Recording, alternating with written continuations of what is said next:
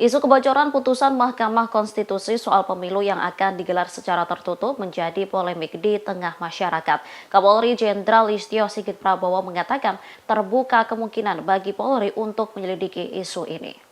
Hal itu dikatakan Listio Sigit seusai rapat koordinasi nasional untuk menyukseskan pemilu tahun 2024 di Jakarta Selatan pada Senin 29 Mei 2023. Dikatakannya penyelidikan tersebut dilakukan agar tidak menimbulkan spekulasi dan polemik yang berkepanjangan di masyarakat. Selain itu agar membuat terang terkait ada atau tidaknya kebocoran tersebut. Saat ini jajarannya tengah membahas langkah-langkah yang bisa dilakukan terkait dugaan kebocoran putusan MK ini. Dirinya menegaskan bakal menindaklanjuti dugaan kebocoran putusan MK tersebut apabila ditemukan peristiwa tindak pidananya. Diketahui isu kebocoran putusan MK ini muncul pertama kali dari pakar hukum tata negara Denny Indrayana. Denny mengatakan dirinya mendapat informasi jika MK bakal memutuskan sistem pemilu dengan putusan proporsional tertutup.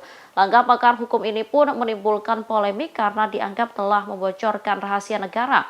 Menteri Koordinator Politik Hukum dan Keamanan Menko Polhukam Mahfud MD pun meminta agar orang yang membocorkan kabar ini segera diusut.